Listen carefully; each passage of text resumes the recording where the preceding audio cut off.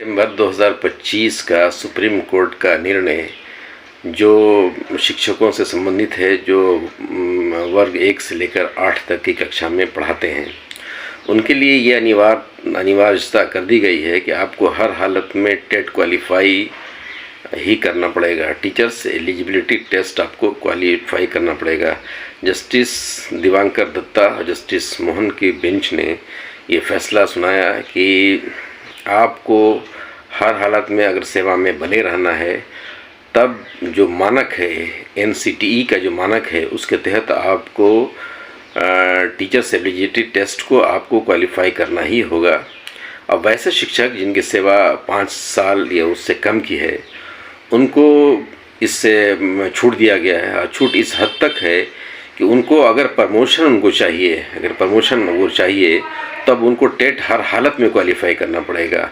और अगर नहीं है तो फिर वो 5 साल की से कम की जो सेवा है, उससे इनको छूट दी गई है टेट से, जो जिस हालत में।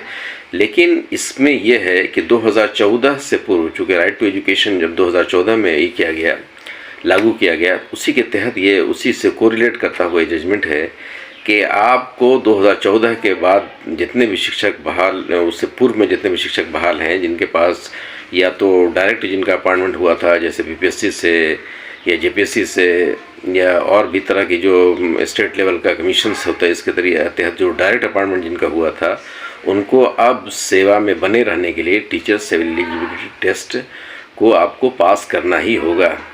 इसको लेकर टीचरों में एक बहुत ज़बरदस्त तरीके का हंगामा है, जबकि ऐसा होना नहीं चाहिए। टीचर तो हर तरह की चुनौतियों के लिए तैयार है। आप जिस लेवल का जब चाहिए एग्ज़ाम ले लीजिए।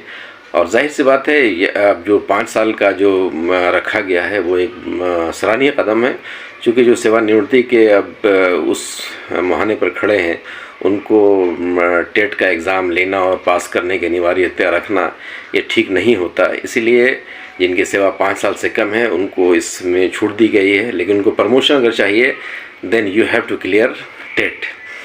ये जो जजमेंट है सुप्रीम कोर्ट का, ये एक लिहाज से टीचरों में इसको लेकर काफ़ी खलबली है कि अब अपनी नौकरी को बचाए रखने का एक संकट उनके सामने आ गया है। संकट क्या, उनको हर हालत में अब टेट को क्वालिफाई करना पड़ेगा।